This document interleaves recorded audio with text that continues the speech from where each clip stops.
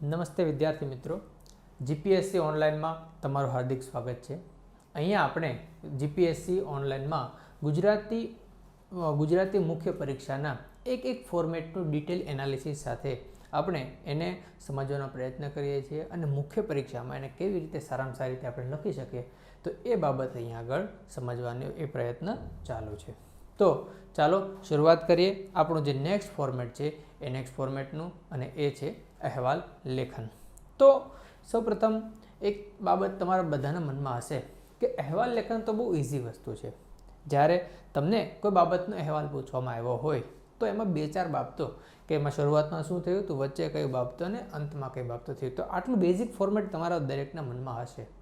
પરંતુ ઇમ્પોર્ટન્ટ વસ્તુ એ છે કે એમાંથી આપણે કેવી રીતે મેક્સિમમ ટુ મેક્સિમમ માર્ક્સ મેળવી શકીએ અને એ ફાઇનલ સિલેક્શનમાં આપણા માટે કેવી રીતે હેલ્પફુલ થઈ શકે। તો આ કરવા માટે જ એ સમજવા માટે જ આ ગુજરાતીની મુખ્ય પરીક્ષાની સિરીઝ છે। તો શરૂઆત કરીએ સૌપ્રથમ અહેવાલ લેખનથી। તો પહેલો પ્રશ્ન થાય કે સિલેબસના અંદર અહેવાલ લેખનમાં કઈ કઈ બાબતો આપવામાં આવી છે। તો સિલેબસમાં માત્ર અહેવાલ લેખન એ ટાઇટલ, ત્યારબાદ 150 શબ્દોની એ લિમિટમાં અને કુલ 10 ગુણ એ બધા આપણને આપવામાં આવે છે। પરંતુ અહીંયા આ 10 ગુણ મેળવવા માટે આપણી પાસે મેક્સ ટુ મેક્સ 12 મિનિટનો જ સમય છે। તો આ 12 મિનિટના અંદર અહેવાલ લેખન એ સમજીને લખીને નેક્સ્ટ ફોર્મેટ સુધી આપણે જતું રહેવાનું છે। તો આ દરેક પ્રક્રિયા જે છે એને સારામાં સારી રીતે કેવી રીતે લખી શકીએ, સારામાં સારા માર્ક્સ કેવી રીતે મેળવી શકીએ એ જ અહીંયા આગળ સમજવાની જરૂર છે। તો સૌપ્રથમ પ્રશ્ન એ થાય કે અહેવાલ લેખન એટલે શું। તો અહેવાલ લેખન દરેકને તમને ખ્યાલ જ હશે કે જ્યારે કોઈ સ્થળ હોય, કોઈ બાબત હોય અથવા તો કોઈ સર્વે આવી રીતે કરવામાં આવ્યો હોય કે અથવા તો તમે કોઈ પર્ટિક્યુલર બાબતનો અનુભવ લીધો હોય તો એ અનુભવનું જ્યારે લિખિત સ્વરૂપ તૈયાર કરવામાં આવે છે, જ્યારે એનું ઘટનાક્રમ સાથેનું વર્ણન કરવામાં આવે છે તો આ વર્ણન એટલે જ અહેવાલ લેખન છે। તો અહીંયા કઈ કઈ બાબતો હોય તો અહેવાલ લેખનની અંદર સૌથી ઇમ્પોર્ટન્ટ બાબત એ છે કે અહીંયા આગળ કોઈ મુલાકાતની વાત કરવામાં આવી હોય, તમને કોઈ સ્થળની મુલાકાતમાં પૂછી હોય, એમાં કઈ કઈ બાબતો તમે ત્યાં જોઈ, કયા કયા ડાયમેન્શન્સ તમે ત્યાં આગળ કવર કર્યા અને એને પર્ટિક્યુલર વિષય સાથે લિંક કરીને પૂછવામાં આવતું હોય છે। ત્યારબાદ બીજું જે છે એ કોઈ સ્થળનો અનુભવ છે અથવા તો કોઈ ઘટના ઘટિત થઈ હોય, સારી પણ હોઈ શકે છે અથવા નેગેટિવ પણ હોઈ શકે છે। એ જે ઘટના થઈ છે તો એનું સિક્વન્સના અંદર આપણે વર્ણન કરવાનું છે। તો અહીંયા બે કઈ ઇમ્પોર્ટન્ટ વસ્તુ આવે છે તો એક નંબર 1 છે વર્ણન અને બીજું છે એની માહિતી। ઇમ્પોર્ટન્ટ શબ્દ આ બે છે। ઘણી બધી વાર એવું થતું હોય છે કે જ્યારે આપણે અહેવાલ લેખન કરતા હોઈએ તો શરૂઆતની અંદર એમાં બાબતોનું વર્ણન મેક્સિમમ થતું હોય છે, પરંતુ એના અંદર તથ્યાત્મક માહિતીઓ જે આવવી જોઈએ, એના અંદર જે ક્રમાનુસાર જે બધી માહિતી આવવી જોઈએ, ઘણીવાર આ માહિતીમાં ક્યાંક ને ક્યાંક કોઈ ઉણપ રહેતી જોવા મળે છે। તો ઘણીવાર એક્ઝામિનરને એવું થાય છે કે કોઈ સ્ટુડન્ટને 5 માર્ક્સ આપે છે, કોઈ સ્ટુડન્ટને 7 માર્ક્સ આપે છે, તો આ બંને વચ્ચેનો ગેપ છે તો 2 માર્ક્સનો ગેપ કેવી રીતે છે? કારણ કે એ ફાઇનલ સિલેક્શનમાં આ જ બાબત છે એ ડોમિનન્સ રોલ પ્લે કરતી હોય છે। તો આ બે બાબત એટલે કે વર્ણન અને માહિતી, આ બે વચ્ચેનું જે બેલેન્સ છે, તમે કેટલું મેક્સિમમ વર્ણન કરો છો ને કેટલી મેક્સિમમ માહિતી આપો છો, આ બંનેની સાથે સાથે કેવી રીતે તમે રજૂઆત કરો છો, આ ત્રણે ત્રણ બાબતો જો એક સાથે વ્યવસ્થિત રીતે થયેલી હોય તો એક્ઝામિનર અહીંયા આગળ 5 માર્ક્સથી વધીને 7 માર્ક્સ સુધી પણ એ આપી શકે છે। તો આ ઇમ્પોર્ટન્ટ એનું છે કે વર્ણન અને માહિતી આ બે વચ્ચેનું બેલેન્સ। તો અહીંયા આગળ અહેવાલ લેખન એટલે કે કોઈ મુલાકાત કે અનુભવ અથવા તો કોઈ ઘટનાનું આબેહૂબ એનું કોઈ વર્ણન કરવામાં આવે, આબેહૂબ એની બધી માહિતીપ્રદ રજૂઆત કરવામાં આવે તો એને જ અહેવાલ લેખન કહેવામાં આવે છે। ત્યાર પછીનો જો નેક્સ્ટ મુદ્દો આગળ જોઈએ તો એ છે કે અહેવાલ લેખનનો હેતુ। તો કોઈ સ્થળની તમે મુલાકાત લીધી હોય અથવા તો કોઈ ઘટના ઘટિત થઈ હોય તો એનું ક્રમાનુસાર માહિતી આપવાની છે। ઇમ્પોર્ટન્ટ વસ્તુ એ છે કે ક્રમાનુસાર માહિતી, આ જે ક્રોનોલોજી છે તો એ ક્રોનોલોજી કોઈ જગ્યાએથી ડિસ્ટર્બ થવી જોઈએ નહીં। શરૂઆતનો ભાગ, વચ્ચેનો ભાગ અને અંત ભાગ આ ત્રણે જો વ્યવસ્થિત રહેશે તો એક ફ્લો જોવા મળશે, અને ફ્લો જોવા મળશે તો મેક્સિમમ માર્ક્સ પણ જોવા મળશે. તો અહીંયા ક્રમ બહુ ઇમ્પોર્ટન્ટ છે. અહીંયા એની માહિતી આપવામાં આવે છે, અહીંયા કંઈક જે તારણો કાઢવામાં આવે છે, આ પણ અહીંયા આગળ ખૂબ ઇમ્પોર્ટન્ટ રોલ પ્લે કરતો હોય છે. તો અહેવાલનું મુખ્ય કામ જ એ છે કે તમને જે સિનારીમાં મૂકવામાં આવ્યા છે, તમને જે દ્રશ્યમાં રાખવામાં આવ્યા છે, એનું તમારે ક્રમાનુસાર માહિતી, એને તમારે તારણો મેળવીને બાબતો રજૂ કરવાની છે. અને આ રજૂ આપણે વર્ણન અને માહિતી એ બે વચ્ચેના બેલેન્સથી કરીને આપવાની છે. જો આટલું કરવામાં આવે તો સારામાં સારો અહેવાલ લખી શકાય છે. તો જોઈએ કે અહેવાલની અંદર કયા કયા વિષયો છે. તો સૌપ્રથમ પ્રશ્ન એ થાય કે જેવી રીતે બીજા બધા અલગ અલગ ફોર્મેટ્સ આપવામાં આવ્યા છે, જેમ કે સંવાદ કૌશલ્ય છે, જેમ કે પત્ર લેખન છે, જેમ કે બીજા કોઈ પત્રકાર પરિષદ છે, તો આવા બધા ફોર્મેટની અંદર સિલેબસમાં જ ડિફાઇન કરીને આપેલું છે કે આ 4 બાબત કે 5 બાબતમાંથી કોઈ એક વિષયમાંથી પત્ર અથવા તો એક વિષયમાંથી ફોર્મેટ પૂછવામાં આવશે. પરંતુ અહેવાલ લેખનમાં એઝ સચ એવું કોઈ વેલ ડિફાઇન્ડ ભાગ નથી. પરંતુ જો આપણે જૂના વર્ષના પેપરનું એનાલિસિસ કરીએ તો એમાંથી જો મેજર ઓબ્ઝર્વેશન્સ જો આપણે કાઢીએ તો એ ઓબ્ઝર્વેશનના આધારે કહી શકાય કે એ લોકો મુલાકાતનો અહેવાલ જીપીએસસીનો ફેવરિટ છે. તો મુલાકાત એટલે અલગ અલગ સ્થળ ઉપર તમને મોકલવામાં આવશે અને પછી એના પરથી તમારે અહેવાલ લખવાનો છે. તો સૌપ્રથમ એમાં જોઈએ તો મુલાકાત એટલે કે કઈ, તો કોઈ સંસ્થાની મુલાકાત માટે આપણને પૂછવામાં આવે છે. ઉદાહરણ તરીકે જોઈએ તો સીધું જ એવી રીતે પૂછી લેવામાં આવે છે કે તમારા દ્વારા ઈસરોની મુલાકાત લેવાયેલ હતી, આ મુલાકાતનો અહેવાલ તૈયાર કરો. બસ ધેટ્સ ઇટ. આગળ પાછળ બીજી કોઈ વસ્તુ નહીં. ઘણીવાર આવા પણ ફોર્મેટ પૂછવામાં આવે છે. તો આવા સમયે આપણે કઈ રીતે એની મુલાકાત લેવી જોઈએ? મારો કહેવાનો અર્થ એ છે કે ઈસરોની મુલાકાત છે તે સામાન્ય પર્સન તરીકે જવી જોઈએ કે કોઈ ઓફિસર તરીકે જવું જોઈએ? આ અહીં આગળ સૌથી ઇમ્પોર્ટન્ટ બાબત છે. જ્યારે આપણે એક સામાન્ય વ્યક્તિ તરીકે ઈસરોની મુલાકાત લેતા હોઈએ તો આપણી સામે એના જે મોટા મોટા રોકેટ્સ છે એ બાબતો, એના જે સેટેલાઇટ્સ છે એ બાબતો, અથવા તો એમનું ત્યાં જે મ્યુઝિયમ બનાવવામાં આવેલું છે, તો આટલી જ સીમિત બાબતો આપણી સામે રહેતી હોય છે. પરંતુ જ્યારે આપણે એક એઝ એન ઓફિસર તરીકે એ ઈસરોની મુલાકાત લેતા હોઈએ તો આવા સમયે આપણી પાસે એક ગવર્મેન્ટનો આખો એક સેક્શન અટેચ થઈ જાય છે. અહીંયા આગળ એમના જે હાલના કાર્યો, એમના જે આવનારા સમયના નેક્સ્ટ પ્રોજેક્શન્સ છે એ બધા કાર્યો એ તો ખરું જ, આની સાથે સાથે ગવર્મેન્ટ કેવી રીતે એને કોઓર્ડિનેટ કરી રહી છે, ઈસરોની જે રિક્વાયરમેન્ટ છે તે ગવર્મેન્ટમાં કેવી રીતે આવી રહી છે, અને આ બંનેનું કમ્બાઇન કામ કેવી રીતે થઈ રહ્યું છે, અથવા તો ઈસરોની જે ટેકનોલોજી છે તે લોકલ ગવર્મેન્ટને અથવા તો સ્ટેટ ગવર્મેન્ટને કેવી રીતે હેલ્પફુલ થઈ શકે છે. તો આ જે બ્રિજ છે, આ જે લિંક છે, એ લિંકને જોડવાનું કામ અહીંયા આગળથી આપણે કરી શકીએ છીએ.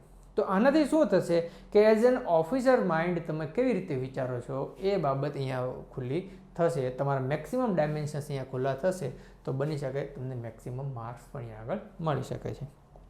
અહીંયા ઈસરો એક મેં તમને ખાલી ઉદાહરણ તરીકે લીધું છે. ફોર એક્ઝામ્પલ ગિફ્ટ સિટી હોય તો ગુજરાતની ગિફ્ટ સિટીનો જે આખો પ્રોજેક્ટ છે તો એ પ્રોજેક્ટ વિશે પણ પૂછી શકે છે. અહીંયા આગળ જે DRDO છે એમના દ્વારા જો કોઈ તાજેતરમાં મિસાઇલ લોન્ચ કરવામાં આવેલી હોય તો એ આવા જે રિસર્ચ ઇન્સ્ટિટ્યૂટ છે એના વિશે પણ પૂછી શકે છે. હવે એ ઇમ્પોર્ટન્ટ એ ડિપેન્ડ્સ કરે છે કે આપણા એક્ઝામના 1-2 મહિના પહેલાં કઈ ઘટનાઓ થઈ હતી. મોસ્ટલી એના આધાર ઉપર પૂછવામાં આવે છે. ત્યાર પછીનો જે બીજો મુદ્દો છે એ છે કોઈ કંપની, એવી કંપની કે જે છેલ્લા 5-6 મહિનાથી ખૂબ સમાચારમાં રહેલી હોય. તમે બધા જ જાણો છો કે હાલમાં સિરમ ઇન્સ્ટિટ્યૂટ ઓફ ઇન્ડિયા આ ખૂબ સમાચારમાં છે. કોવિશિલ્ડના પ્રોડક્શનને લઈને એ આખા વિશ્વભરમાં ખૂબ ફેમસ છે. તો આવા સમયે તમે આ સિરમ ઇન્સ્ટિટ્યૂટ ઓફ ઇન્ડિયાની મુલાકાત લીધી, એના અહેવાલ લખો. તો એક સામાન્ય વ્યક્તિ જશે તો એ ત્યાં આગળ શું જોઈને આવશે, અને વિચાર કરો કે એક ઓફિસર ગયા હશે તો ત્યાં આગળ શું જોઈને આવશે, અને આના પરથી તમને ખ્યાલ આવશે કે મેક્સિમમ કેટલો બધો ડિફરન્સ આવશે. તો આ એક કંપનીની વાત થઈ. ત્યાર પછી માનો કે બીજી કોઈ એવી મોટી કંપની લઈએ, ઉદાહરણ તરીકે TCS લઈએ, ટાટા કન્સલ્ટન્સી સર્વિસીસ, જે ગવર્મેન્ટ ઓફ ઇન્ડિયાને સોફ્ટવેર સોલ્યુશન્સ પ્રોવાઈડ કરે છે. જે સર્વિસીસના જે સોફ્ટવેર્સ જે બેન્કિંગને રિલેટેડ છે, ટેક્સેશનને રિલેટેડ છે, તો આવા બધા સોફ્ટવેર્સ ચલાવવા માટે ટાટા કન્સલ્ટન્સી એને મદદ કરે છે. આના સિવાય બીજી જે કોઈ સોફ્ટવેર રિલેટેડ જેટલી પણ કંપની છે એમાંથી પણ કોઈનું ઉદાહરણ લઈ શકાય. બટ ઇમ્પોર્ટન્ટ એ છે કે એ સમયમાં તમને કઈ કંપની લાઇમલાઇટમાં હતી અને કઈ પૂછવામાં આવે છે. તો એક કોઈ પ્રોડક્શન રિલેટેડ કંપની હોઈ શકે છે,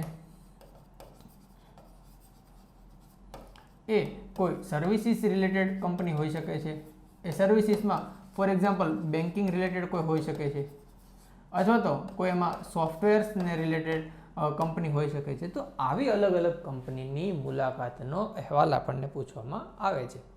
તો અહીંયા આગળ એ સમજવું જરૂરી છે કે આવી સંસ્થાનો આપણે વિઝિટ લીધી હોય તો એમાં કયા કયા તારણો રાખવા જોઈએ.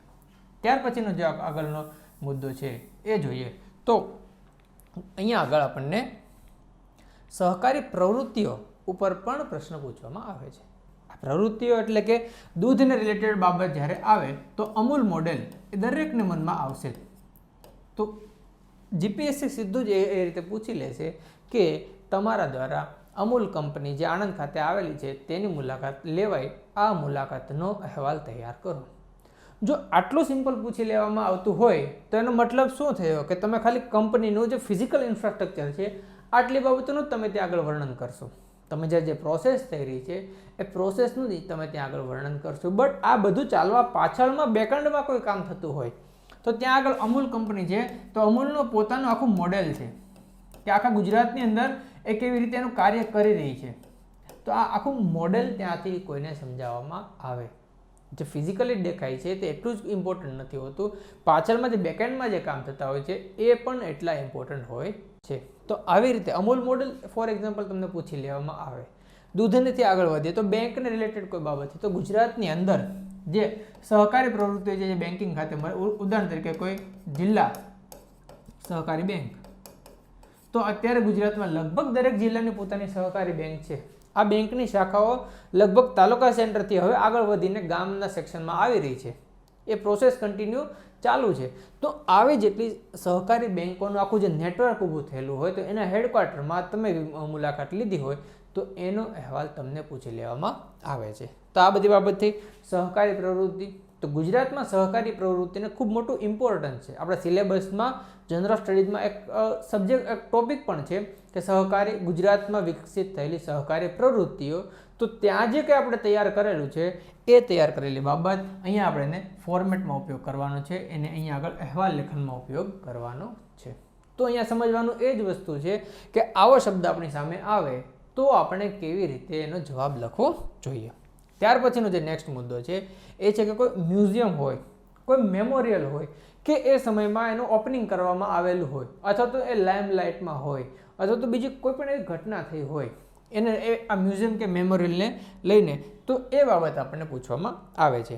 એનું ઉદાહરણ જોઈએ તો એમાં કાપડ મ્યુઝિયમ જે અમદાવાદ ખાતે આવેલું છે એનો પણ મુલાકાતનો અહેવાલ આપણને પૂછવામાં આવતો હોય. ઉદાહરણ તરીકે વોર મેમોરિયલનું હમણાં જ ઓપનિંગ કરવામાં આવ્યું છે. તો એ વોર મેમોરિયલનો અહેવાલ પૂછવામાં આવે તો આપણા માટે ઇમ્પોર્ટન્ટ શું થશે, એનું ઓપનિંગ કોણે કર્યું, અથવા તો આપણે જે વિઝિટ લીધી છે તો એ સમયે આપણે ત્યાં આગળ શું જોયું, ત્યાંના કોઈ જે રિપ્રેઝેન્ટેટિવ હશે તો ત્યાંના જો કોઈ માહિતી આપનાર હશે એમણે આપણને કઈ કઈ માહિતીઓ આપી, એમાં જે ત્યાગ અને બલિદાન માટે અલગ અલગ જે બધા ચક્રો બનાવ્યા છે તો એના વિશે શું આપણે માહિતી મેળવી. આ જનરલ સ્ટડીઝનો ટોપિક છે, કરંટ અફેર્સનો ટોપિક છે.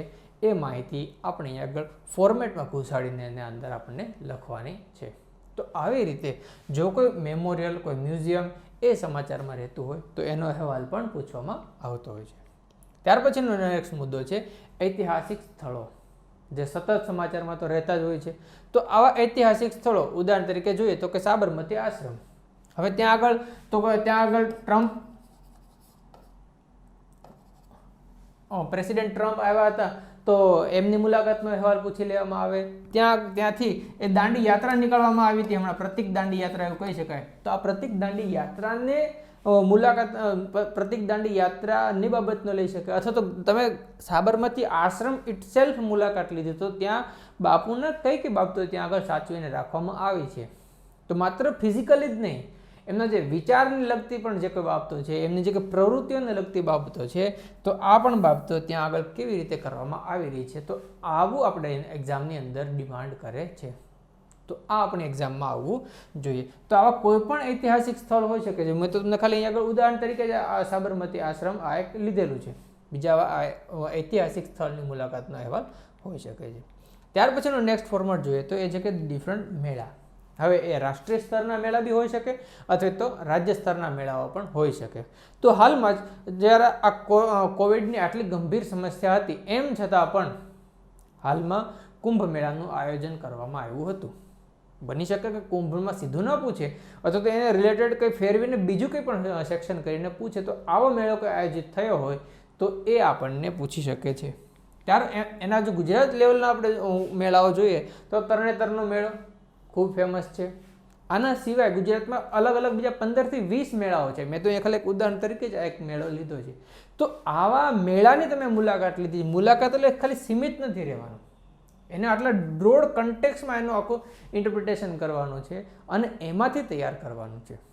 તો આ એક્ઝામની ડિમાન્ડ છે. અને ત્યાર પછીનું જોઈએ તો એ છેલ્લો છે કે પ્રાકૃતિક બાબતો અથવા તો કોઈ ફરવા લાયક સ્થળો, આની તમે મુલાકાત લીધેલી હોય તો એ મુલાકાતનો અહેવાલ પૂછવામાં આવે. તો ઉદાહરણ તરીકે જોઈએ તો કે એમાં સૌથી મોટું છે કે સાપુતારા. સાપુતારા એટલા માટે પૂછવામાં આવે કે ચોમાસા દરમિયાન ગુજરાતનું આ એકમાત્રનું હિલ સ્ટેશન છે કે જ્યાં ચોમાસામાં મેક્સિમમ ટુરિસ્ટો ગુજરાતમાંથી જતા હોય છે. આબુ તો ખરું જ, અથવા દીવ અને દમણ પણ ખરું, પણ એ બધા બંને ગુજરાતના ભાગ નથી. મહારાષ્ટ્રનું છે માથેરન, ત્યાં પણ બધા જતા હોય છે. પણ ગુજરાતમાંથી જો ડેવલપ કરવામાં આવ્યું હોય તો આ છે સાપુતારા. તો સાપુતારામાં નવી જેટલી ગુજરાત પ્રવાસન દ્વારા નવી જે ફેસિલિટીઝ ત્યાં આગળ ડેવલપ કરવામાં આવી હોય, તો આ બધું સમાચારમાં હોય અને એ દરમિયાન જો આપણને પૂછી લેવામાં આવે તો આપણે પ્રાકૃતિક બાબતો ઉપર આપણે અહેવાલ લખવાનો થાય. પછીનું જો બીજું ઉદાહરણ જોઈએ તો એ ઉદાહરણ છે, નેક્સ્ટ ઉદાહરણ છે કે નળ સરોવરનું ઉદાહરણ. કે નળ સરોવરની અંદર જે યાયાવર પક્ષીઓ અહીંયા આગળ આવે છે, એ લોકો રશિયાથી પણ હોઈ શકે છે અથવા તો યુરોપિયન નેશન્સમાંથી ત્યાંથી પણ કોઈ હોઈ શકે છે. તો એ સાઇબેરિયન ક્રેન્સ મોસ્ટલી અહીંયા આગળ આવે છે. તો એ જ્યારે વિઝિટ લે છે તો ત્યાં આગળ કેવો આખું રમણીય દ્રશ્ય ઊભું થાય છે. એક તો કાતિલ ઠંડીનો માહોલ હોય, આવા રંગબેરંગી પક્ષીઓ ત્યાં આગળ હાજર હોય અને આખો એક ઉત્સાહનો આખો એક માહોલ ત્યાં નળ સરોવર પર જોવા મળતો હોય છે.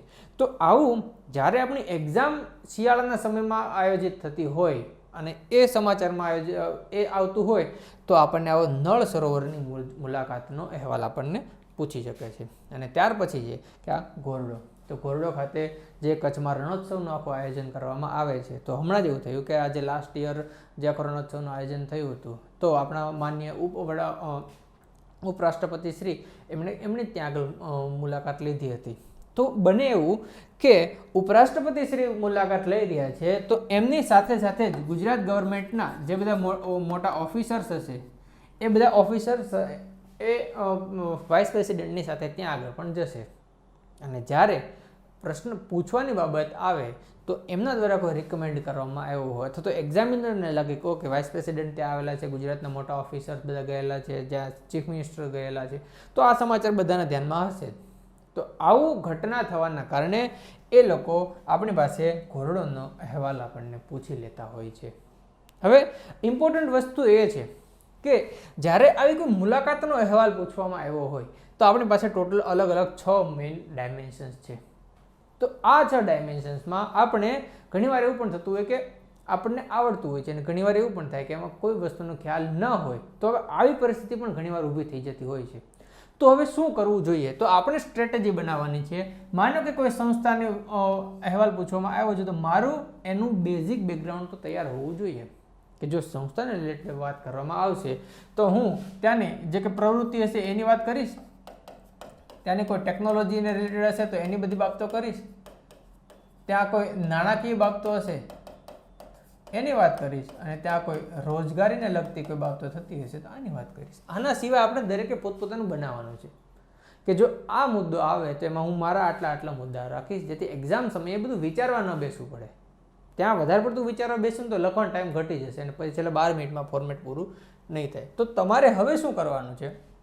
આ જેટલા પણ મુદ્દા અહીંયા આગળ બનાવવામાં આવ્યા છે, એક મુદ્દા પર આવા 4 થી 5 અલગ અલગ સબ સેક્શન્સ તમારે બનાવવાના છે. કે જો આવું પૂછાય, સહકારી પ્રવૃત્તિ પૂછાય તો હું એમાં 5 મુદ્દા વણી લઈશ. જો આ મ્યુઝિયમ પૂછાય તો એમાં બીજા આવા 6-7 મુદ્દાઓ વણી લઈશ. અને ગુજરાતના મ્યુઝિયમો કે જે આપણે પ્રિલિમ્સમાં ઓલરેડી યાદ રાખેલા જ હોય છે, તો એનો અહીંયા આગળ આપણે હવે ઉપયોગ કરવાનો છે. તો આ બધી બાબતો થઈ આખી મુલાકાતનો અહેવાલ. તો આ એક્ઝામમાં મોસ્ટલી જીપીએસસી 10 એક્ઝામમાંથી લગભગ 6 થી 7માં આ માત્ર એક જ વિષયમાંથી અહેવાલ પૂછતી હોય છે. તો આ સૌથી ઇમ્પોર્ટન્ટ બાબત હોય તો એ છે મુલાકાતનો અહેવાલ. ત્યાર પછીનો જો બીજો જોઈએ તો એ છે ઉજવણી. સતત કાર્યક્રમો ગુજરાતની અંદર ચાલતા હોય છે. બધાને જ ખ્યાલ છે ને કે ઉત્સવના કારણે ઉત્સવ પ્રિય ખલું જનાહા, આ વાક્ય ખૂબ ફેમસ છે ને. તો એના કારણે શું થતું હોય છે કે લોકોને ઉજવણી અલગ અલગ કરવાની ઈચ્છા થતી હોય છે. આની સાથે ગવર્મેન્ટના પણ પ્રોગ્રામ્સ બધા અલગ અલગ થતા હોય છે. તો આવી જે કોઈ ઓફિશિયલ ઇવેન્ટ્સ આયોજિત થઈ હોય અથવા તો જો કાર્યક્રમ આવો થયો હોય તો એ બાબતે આપણને પૂછવામાં આવતું હોય છે. ઉજવણીમાં માનો ઉદાહરણ તરીકે જોઈએ તો એ છે કે કોઈ ઐતિહાસિક ઘટનાઓ ઘટિત થઈ રહેલી હોય. ઉદાહરણ તરીકે બાપુ @ 150. તો આટલે આ એક ઐતિહાસિક પ્રસંગ કહી શકાય. ભલે અત્યારે કોવિડ છે તો એના કારણે ઉજવણી ઓછી થઈ ગઈ. ઇનકેસ જો આ ન હોત ને કોવિડ, તો આખા વર્ષમાં બાપુ @ 150 ખૂબ ફેમસ હોતે. તો આવી ઘટના થતી હોય તો એ આપણને પૂછી શકે છે કે આ બાપુના જે વિચારો હતા એને સંલગ્ન કોઈ સ્થળ હતું, એને સંલગ્ન કોઈ કાર્યક્રમ રાખવામાં આવ્યો હોય તો આ કાર્યક્રમની મુલાકાત તમે લીધી, એનો અહેવાલ તૈયાર કરો. તો અહીંયા આપણે શું લખવાનું હોય તો જે બાપુ @ 150 છે તો એમના જે વિચાર છે એ વિચારોને મહત્વ આપવાનું હોય. એ વિચારનું જે કે અમલીકરણ થઈ રહ્યું હોય ને તો એને મહત્વ આપવાનું હોય. અને આ વિચારોથી જે કે પરિવર્તન આવી રહ્યું હોય ને એને મહત્વ આપવાનું હોય. તો આવી રીતે જો અહેવાલ લખવામાં આવે તો આનાથી તમને ડિફરન્ટ ડાયમેન્શન્સ મળે છે. તમે જ વિચાર કરો કે આનાથી તમને એક ફ્લો મળશે અને એ ફ્લો તમને લાસ્ટ સેક્શન સુધી એ લઈ જશે. તો આવી રીતે આમાં મેક્સિમમ માર્ક્સ મળી શકે છે. ત્યાર પછીનો બીજો મુદ્દો જોઈએ તો એ છે સ્વતંત્રતા @ 75. તો આપણે શું અચીવમેન્ટ કર્યું? 75 વર્ષથી આપણે આઝાદ છીએ તો આપણે અલગ અલગ સેક્ટર્સમાં કયા કયા અચીવમેન્ટ્સ છે. મતલબ આપણું આઝાદી સમય વિઝન કેવું હતું કે જે આપણા બંધારણના જે ઘડવૈયાઓ હતા, જે આપણી સ્વતંત્રતા ચળવળના સેનાનાયકો હતા, જેમણે પોતાનું સર્વોચ્ચ બલિદાન આપ્યું છે, એમણે ભારતને કેવું ઇમેજિનેશન કર્યું હતું કે મારું ભારત, આઝાદ ભારત કેવું હશે. તો એમના ઇમેજિનેશન અને એકચ્યુઅલમાં કેવું થઈ રહ્યું છે હાલનું, તો મતલબ કરંટ પોઝિશન શું છે? તો કરંટ પોઝિશન આમાં ઇકોનોમિકલ રિલેટેડ હોઈ શકે કે આપણે આર્થિક રીતે કેટલો પ્રગતિ કરી. આમાં પોલિટિકલ પણ હોઈ શકે કે ભારતમાં સ્ટેબિલિટી કેટલી આવી, ભારતે વર્લ્ડમાં પોલિટિકલ લેવલે કયા કયા અચીવમેન્ટ્સ કર્યા. આમાં સોસાયટીને રિલેટેડ આવી શકે કે લોકોનું માઇન્ડસેટ કેવું અત્યારે હાલમાં જોવા મળી રહ્યું છે. આમાં રિલિજિયસ બાબતો પણ જોવામાં આવી શકે કે એનો સોસાયટી પર કઈ ઇમ્પેક્ટ છે. આમાં જિયોગ્રાફિકલ ફેક્ટર્સ પણ લેવામાં આવી શકે છે. આના અંદર અલગ અલગ ઘણા મુદ્દાઓ આપણે લઈ શકીએ છીએ કે આ લોકોએ કેવું ઇમેજિનેશન કર્યું હતું અને આપણે ત્યાં આગળ કેટલા પહોંચ્યા છીએ. તો સ્વતંત્રતા @ 75 બાબત થઈ રહી હોય તો એ જે કે ઉજવણી થઈ રહી હોય તો માત્ર એવું ન સમજવાનું કે ડોમની અંદર શું થઈ રહ્યું છે, કે પહેલાં સ્ટેજ ઉપર દીપ પ્રાગટ્ય થયું, ત્યાર પછી બધા લોકોના અલગ અલગ ભાષણો થયા અને ભાષણો પછી આવી રીતે એક ડોક્યુમેન્ટરી બનાવવામાં આવી અને છેલ્લે બધાએ ચોકલેટ ખાઈને છૂટા પડી ગયા. તો આપણા અહેવાલમાં જો આવી સંકુચિત બાબતો સાથે આપણે લખીશું તો એનો મતલબ શું થાય? તમે જ વિચાર કરો કે હું તમને આવા 10 અલગ અલગ અહેવાલ લખીને આપું અને મેં તમને આટલી જ બાબતો ખાલી લખીને આપી હોય, શું તમે માર્ક્સ આપશો? જો તમે જ માર્ક્સ ન આપી શકતા હોય તો એક્ઝામિનર કેવી રીતે આપે? તો અહીંયા એમની ડિમાન્ડ શું છે? તો ત્યાં જે ફિઝિકલી જે કાર્યક્રમ થઈ રહ્યો છે એની માહિતી તો ચોક્કસ જોઈએ જ, પણ એની પાછળ જે કે બેકગ્રાઉન્ડમાં આવા વિચાર ચાલી રહ્યા છે, એના જે ડાયમેન્શન્સ ચાલી રહ્યા છે, આ બધા ડાયમેન્શન્સ પણ એમને જોઈતા છે. આ બોડી પેરેગ્રાફની આ ડિમાન્ડ છે અને એ તમે એક પછી એક સેક્શન લો, કરંટમાં લો, ઇકોનોમિકલ લો, પોલિટિકલ લો, સોસાયટી લો, જિયોગ્રાફી લો, આવા અલગ અલગ ડાયમેન્શન્સ ખોલો. એમાં પોઝિટિવ બાબતો પણ થોડી રાખો, એમાં નેગેટિવ બાબતો અમુક હોય, તો એવી બધી બાબતો તમે લાવો. અહીંયા આગળ ડિપેન્ડ એ કરે છે કે તમે એનો ઉપયોગ કેવી રીતે કરશો, એ અહીંયા આગળ સૌથી મોટી બાબત છે. તો આવી ઐતિહાસિક કોઈ ઘટના થતી હોય તો એ ઘટનાનો આપણને અહેવાલ પૂછી શકે છે. ત્યાર પછીનો જો મુદ્દો જોઈએ તો એ મુદ્દો છે કે મહોત્સવનું આયોજન કરવામાં આવ્યું હોય તો આવા મહોત્સવનો પણ આપણને પૂછવામાં આવતો હોય છે. મહોત્સવ એટલે કે ઉત્તરાર્ધ મહોત્સવ જે મોઢેરા ખાતેનું આયોજન કરવામાં આવે છે, તો આ મહોત્સવમાં તમે પાર્ટિસિપેટ કર્યું તો એનો અહેવાલ તમે લખો. તો આવા સમયે આપણે શું કરવું જોઈએ? તો ત્યાં આગળ એ જે સ્થળ છે તો એ કયા સ્થળે આયોજિત કરવામાં આવે છે, એ કયા સમયે આયોજિત કરવામાં આવે છે, મતલબ વર્ષમાં ક્યારે આયોજિત કરવામાં આવે છે, એમાં કોણ કોણે ભાગ લીધેલો હોય, એટલે આપણા સિવાય આપણે તો દર્શક તરીકે ગયા હોય અથવા તો એઝ એન પાર્ટિસિપન્ટ પણ હોઈ શકીએ છીએ, તો એમાં કોણે કોણે ભાગ લીધો, એમાં કયા કયા પ્રખ્યાત લોકો ત્યાં આગળ એમાં આવ્યા. તો આ આખા મહોત્સવની બધી ત્યાં આગળ આપણને એ ડિમાન્ડ કરતું હોય છે. એમણે કઈ કઈ કૃતિઓ ત્યાં આગળ રજૂ થઈ, એમની કઈ કઈ કૃતિઓ ત્યાં આગળ રજૂ થઈ હતી, અને આ બધાને પ્રોત્સાહન આપવા માટે કે કોઈ સરકારે અલગ અલગ કેવા કેવા પ્રયત્નો કર્યા છે, તો એ પ્રયત્નોની બાબત એની નાની અમથી એની કોઈ ઝલક એ આપણા અહેવાલમાં દેખાવી જોઈએ. તો જો આવી રીતે લખવામાં આવે તો આપણે મહોત્સવને આપણે ખૂબ સારી રીતે લખી શકીએ છીએ.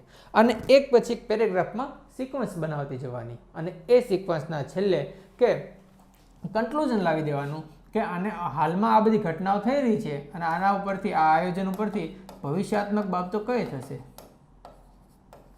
ભવિષ્યાત્મક બાબત એટલે કે આનાથી શું ડેવલપમેન્ટ થશે, સમાજમાં શું પરિવર્તન આવશે, એનાથી જે લોકો પાર્ટિસિપન્ટ છે એ લોકોની લાઈફમાં શું પરિવર્તન આવશે, અને નાની એક બે લાઇનમાં આનું વર્ણન કરી અને આ મહોત્સવમાંથી આપણે આગળ વધવાનું છે. ત્યાર પછીનો જો બીજો મુદ્દો જોઈએ તો એ છે વસંતોત્સવ. વસંતોત્સવનું આયોજન ખૂબ ધામધૂમથી કરવામાં આવતું હોય છે. તો એમાં કઈ કઈ અલગ અલગ ઇવેન્ટ્સ એને અંદર ઇન્ક્લુડ કરવામાં આવી હતી, તો બસ આવા ઇવેન્ટ્સ બેઝ આપણે આનો આખો તૈયાર કરવાનું છે. ત્યાર પછીનો જો નેક્સ્ટ મુદ્દો લઈએ તો એ છે કોઈ દિવસ. આ દિવસ છે ને એ એટલો એકદમ ટ્રિકી ક્વેશ્ચન છે કે તમે પર્ટિક્યુલર માહિતી એના માટે જોઈએ. જો આનું ઉદાહરણ સાથે આપણે જોઈએ તો માનો કે યોગ દિવસ છે તો તમને ખબર હોવી જોઈએ કે 21 જૂનના દિવસે યોગ દિવસ છે. આનાથી આગળ વધીને જઈએ તો યોગ દિવસનું આયોજન ક્યાં કરવામાં આવ્યું હતું, એના આયોજક એટલે કે સ્ટેટ લેવલે અથવા તો સેન્ટ્રલ લેવલે એ કઈ બાબત હતી. દર વર્ષે પર્ટિક્યુલર એક થીમ હોતી હોય છે, તો આ વર્ષની થીમ કઈ રાખવામાં આવી હતી, એ થીમને લઈને કયા કયા અલગ અલગ કાર્યક્રમો ત્યાં આગળ રાખવામાં આવ્યા હતા.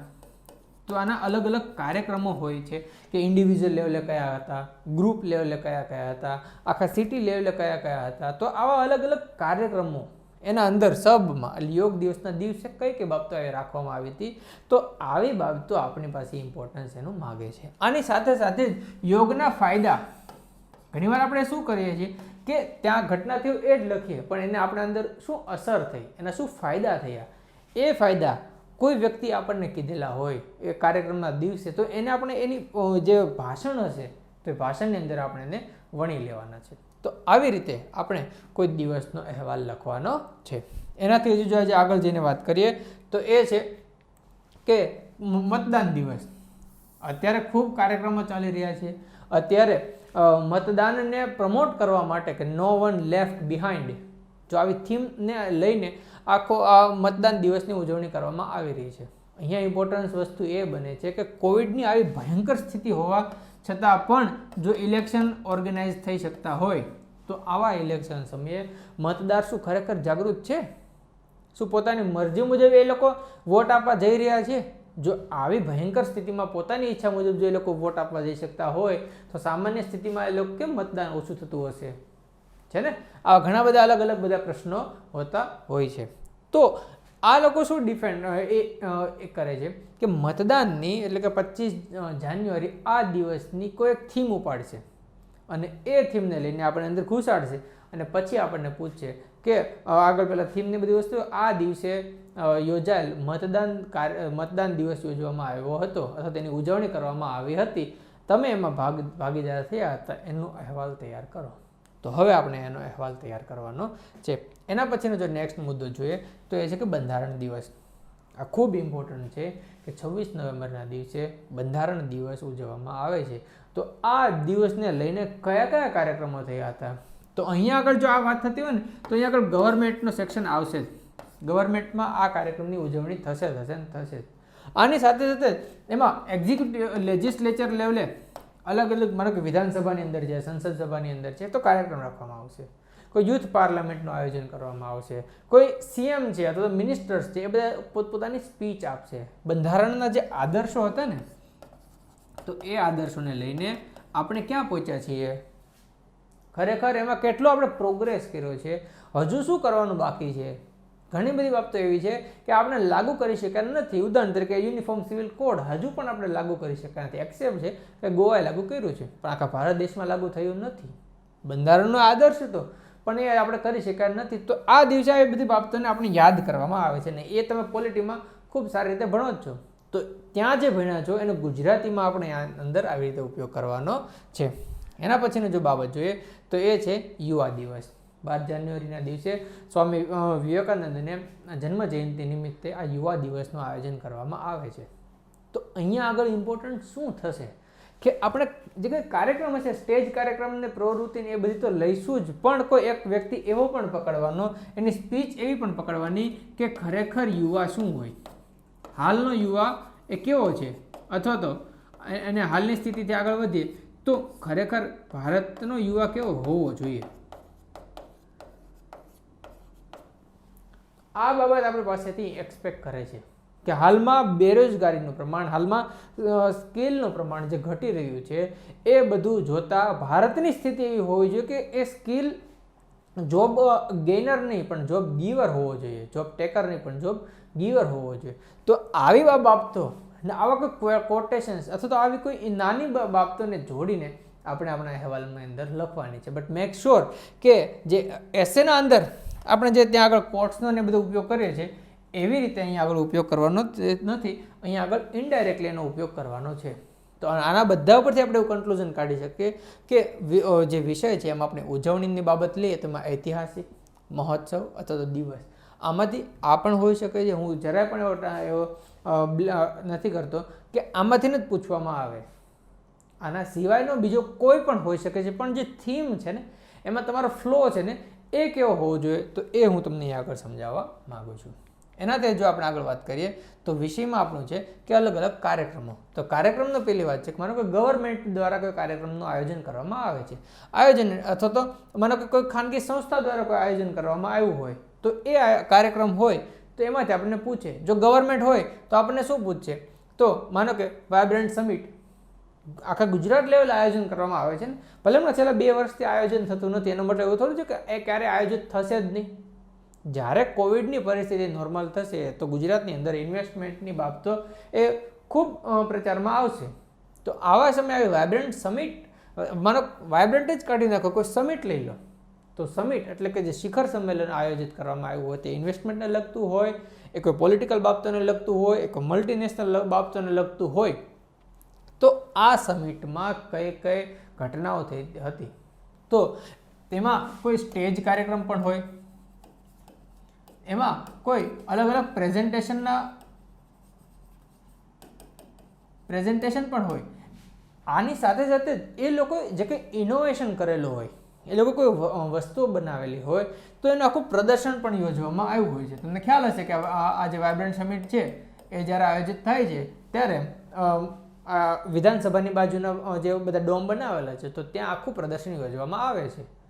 તો એ પ્રદર્શન શું છે, તો આપણી પાસે કેટલા 3 ભાગ થઈ ગયા. જુઓ, એક તો સ્ટેજ કાર્યક્રમ થયું, એટલે કે પહેલા દિવસે ઇનોગ્રલ સેશન ને એ બધી વસ્તુઓ છે. પછી અલગ અલગ કોન્ફરન્સ રૂમમાં અલગ અલગ પ્રેઝન્ટેશન્સ થતા હશે. ગવર્મેન્ટ પણ પ્રેઝન્ટેશન આપશે, ઇન્ડસ્ટ્રીયલ જે રિપ્રેઝેન્ટેટિવ છે એ પણ પ્રેઝન્ટેશન આપશે. આવા અલગ અલગ સેમિનાર થતા હશે, એક્સપર્ટ પર્સન આવેલા હશે, એનું ડિસ્કશન એ બધી વસ્તુ થતી હશે. તો એ બાબતો હશે. ત્યાર પછી ત્રીજો સેક્શન જે આખો આના સિવાયનો કે પ્રદર્શનનો હશે, જે કંપનીએ અથવા તો જે ગવર્મેન્ટે જે કંઈ કામ કર્યા છે, જે કંઈ પ્રોજેક્ટ્સ લીધેલા છે, તો એની રેપ્લિકા ત્યાં આગળ મૂકવામાં આવી હશે અને લોકો ત્યાં આગળથી પસાર થઈને એ બધી બાબતો જોશે. તો આનાથી શું થશે, તો આનાથી બિઝનેસ ટુ બિઝનેસ, આનાથી બિઝનેસ ટુ કન્ઝ્યુમર, આનાથી ગવર્મેન્ટ ટુ બિઝનેસ, અને આનાથી one government to other government, એક રાજ્ય સરકારથી બીજી રાજ્ય સરકાર પણ હોઈ શકે છે. તો આના જે કોન્ટેક્ટ ડેવલપમેન્ટ થવાનું કામ છે એ બધું કામ અહીંયા આગળ થશે. તો એક્ઝામ શું ડિમાન્ડ કરે છે આપણી પાસેથી, જો આવી બાબત પૂછવામાં આવી હોય તો આવા ટેકનિકલ પેરામીટર્સ એના અંદર જોવા મળવા જોઈએ. હવે એક્ઝામિનર તમારો આન્સર કંઈક લાઈન નહીં વાંચે, એ ખાલી ઉપરથી ને જોશે કે શું આણે આવો સ્ટેજ કાર્યક્રમ લીધો, હા યસ, પ્રેઝન્ટેશનની બાબત લીધી, યસ, પ્રદર્શન લીધા છે, યસ, આની કોઈ ઇમ્પેક્ટ લીધી છે, યસ, આ બધું જો આપણને જોવા મળશે તો એક એક સેક્શન લઈને એક એક માર્ક્સ આગળ મૂકીને એ સીધા આગળ જોવા વધી જશે. ફોર્મેટ સાચું જોઈ જશે અને કન્ક્લુઝન સાચું જોઈ શકે તો છેલ્લે 6 થી 7 માર્ક્સ મૂકીને આગળ વધી જશે. તો અહીંયા જે સ્માર્ટલી મહેનત કરવાની છે ને એ આ સેક્શનમાં મહેનત કરવાની છે કે આપણે અહેવાલ લખતા હોય તો કેવી રીતે એના ભાગ પાડવા, તો એ આપણને આના પરથી ખ્યાલ આવશે. ત્યાર પછી જો સરકારમાં જ બીજો સેક્શન લઈએ તો માનો કે United Nations conference on party અથવા તો આનું કોઈ એક સેક્શન, માનો કે પક્ષીને related conference on migratory species, એનું આખું સંમેલન ગાંધીનગરમાં આયોજિત કરવામાં આવ્યું હતું. તો આવું આયોજન જ્યારે થતું હોય તો અહીંયા આગળ યુએનના રિપ્રેઝેન્ટેટિવ્સ અહીંયા આવશે. અહીંયા આગળ જે બધા ફોરેન કન્ટ્રીઝ જે છે ને એના રિપ્રેઝેન્ટેટિવ આવશે. અહીંયા ગવર્મેન્ટ ઓફ ઇન્ડિયાની અલગ જે મિનિસ્ટ્રી જે છે, એન્વાયરમેન્ટ મિનિસ્ટ્રી, એના રિપ્રેઝેન્ટેટિવ્સ બધા અહીંયા આગળ આવશે અને ગુજરાતના મહેમાન બનશે.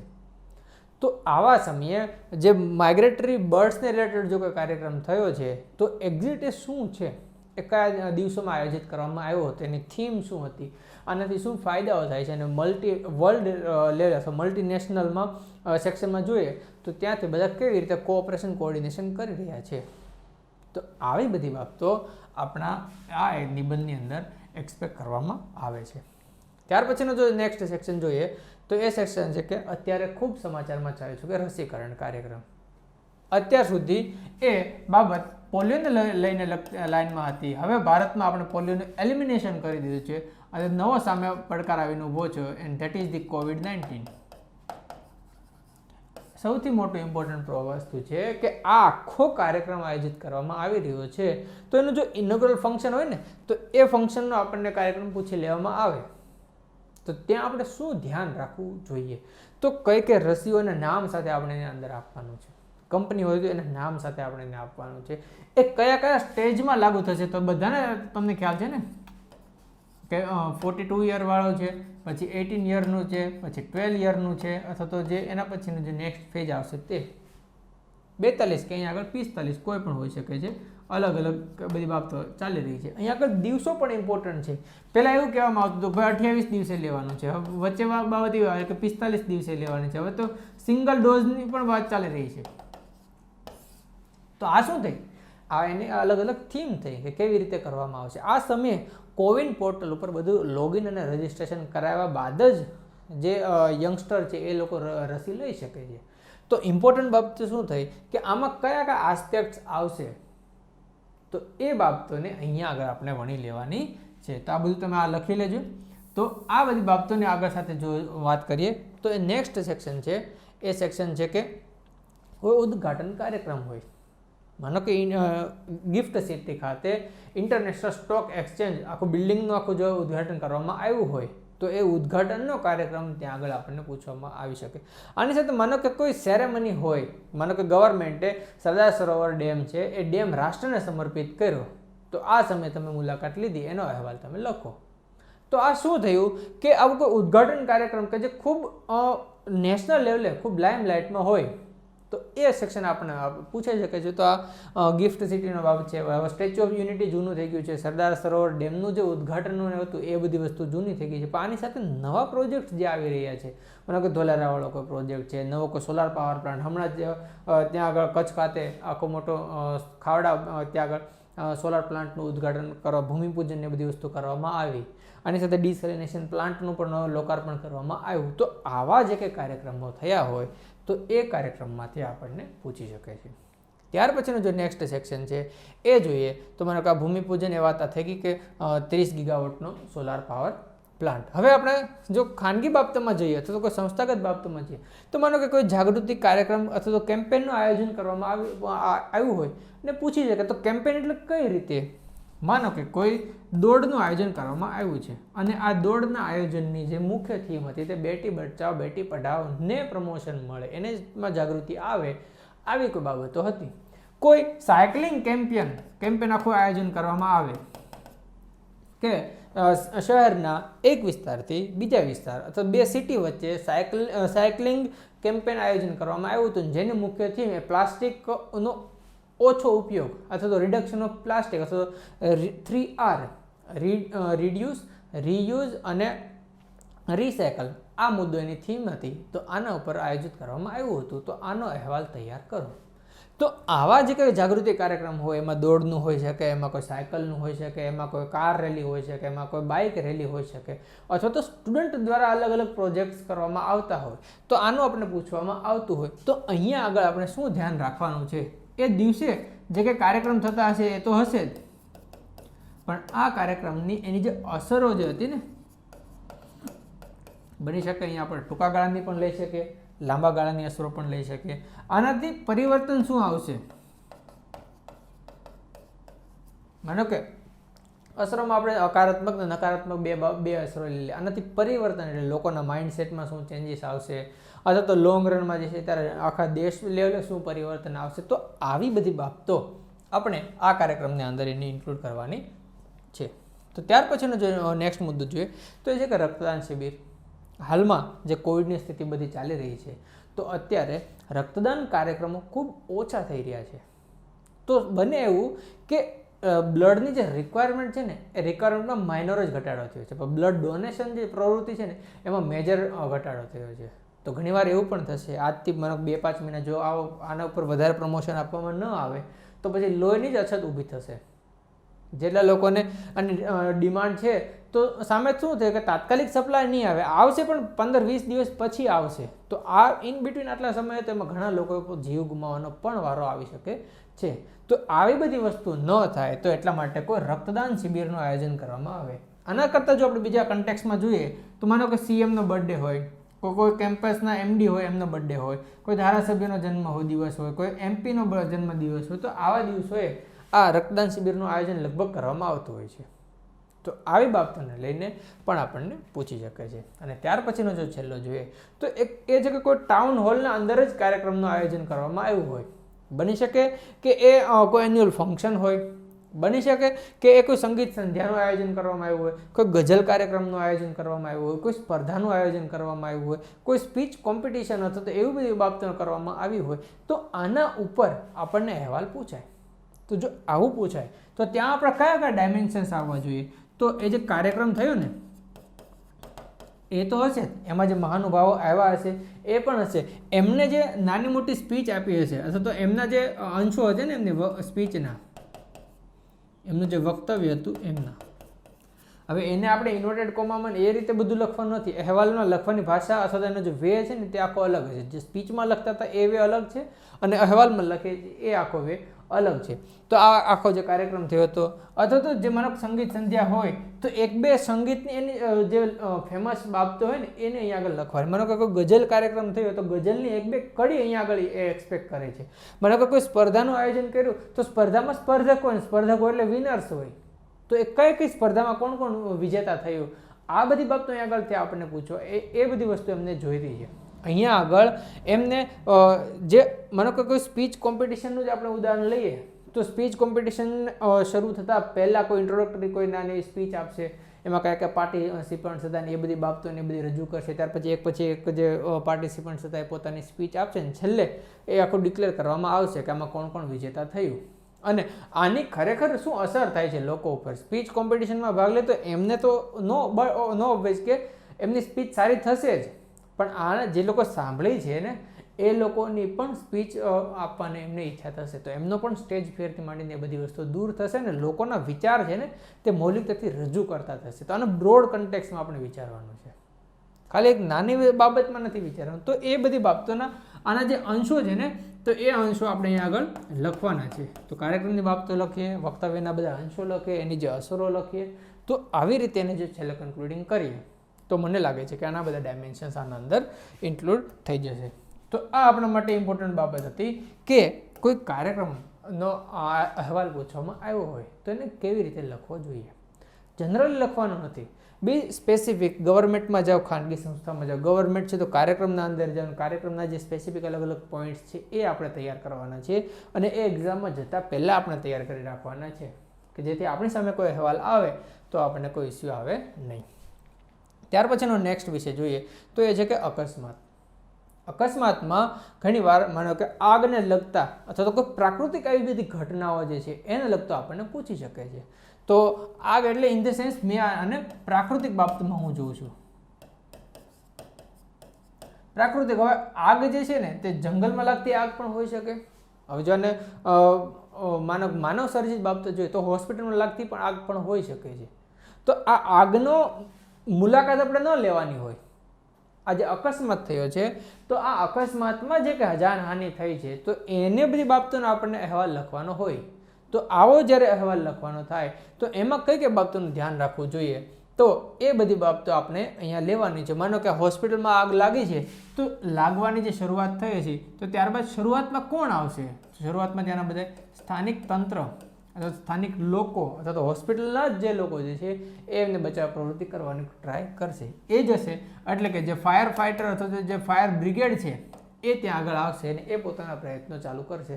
એમનાથી પણ જો કંટ્રોલમાં નહીં આવતી હોય તો આજુબાજુના સિટીના લોકો આવશે. ઇન બિટવીન કયું કન્ટેક્સ છે, કયા ત્યાં આગળ લોકો એની સાથે એસોસિએટેડ છે. જો સ્કૂલ્સ હશે તો એમાં બાળકો હશે, હોસ્પિટલ હશે તો દર્દીઓ હશે. એમાં હવે તો બે ભાગ થઈ ગયા ને કે નોર્મલ દર્દી હશે એ અને કોવિડના દર્દીઓ હશે તો એમાં પણ અલગ અલગ ભાગ તો તમે લાવી શકો છો.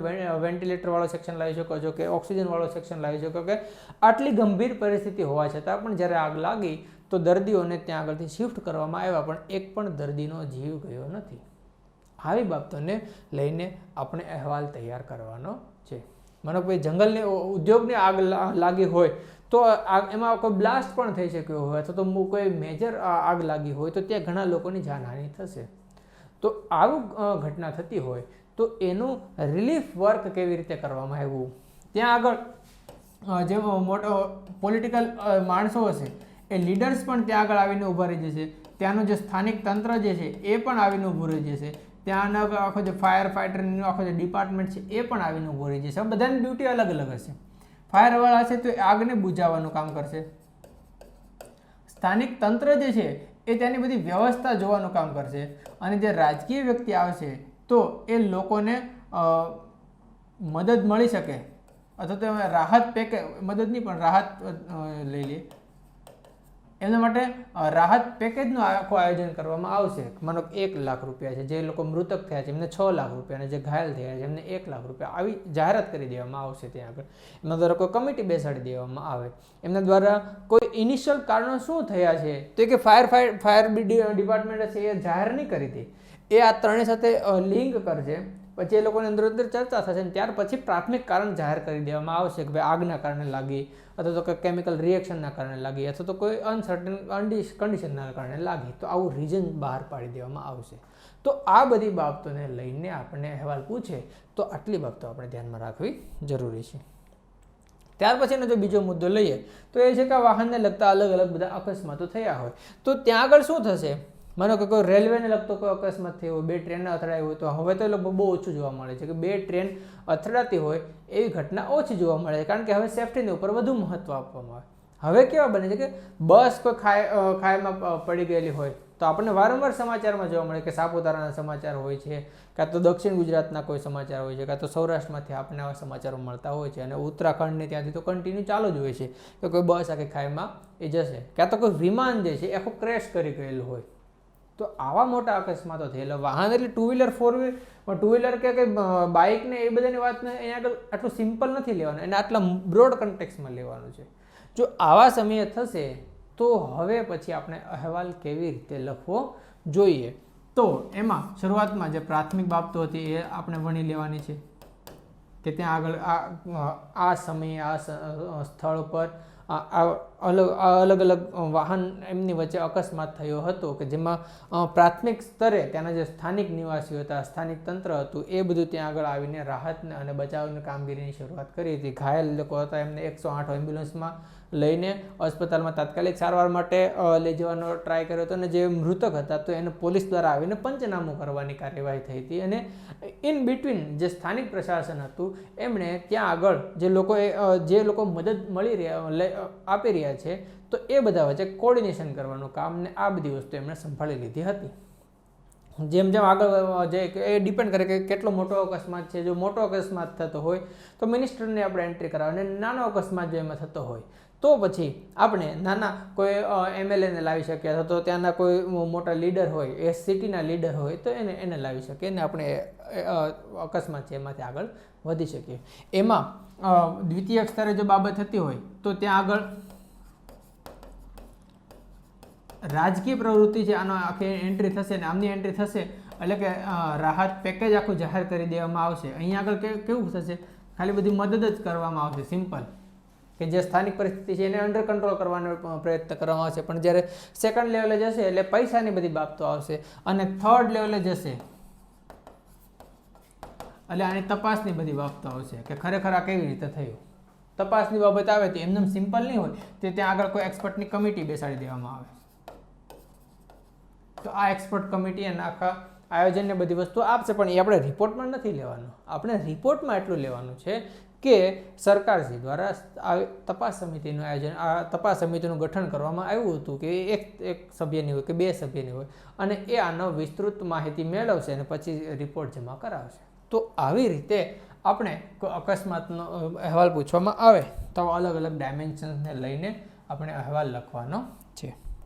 તો આ બધા હતા એના અલગ અલગ વિષયો કે અલગ અલગ બાબતો પરથી આપણને પૂછવામાં આવે છે. હવે આનાથી એક નેક્સ્ટ સ્ટેપ આપણે જઈએ આગળ કે આનો ખરેખર ફોર્મેટ કેવું હોવું જોઈએ.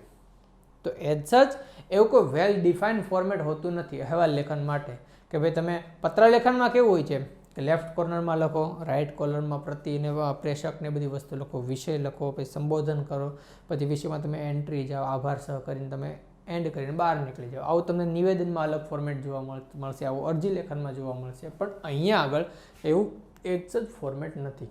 પરંતુ અહીંયા કેવી બાબત છે કે આપણે એક્ઝામનો ફ્લો કેવી રીતે જાળવી રાખવો, એ ફ્લો જાળવવા માટે આપણે બધા ફોર્મેટ બનાવતા હોઈએ છીએ. તો હવે હું તમને રિક્વેસ્ટ કરીશ કે તમે A4 સાઇઝનું પેપર લો. આ A4 સાઇઝના પેપરની જ મેં તમને આખી બાઉન્ડ્રી બનાવી આપી છે જેમાં તમારે લખવાનું છે.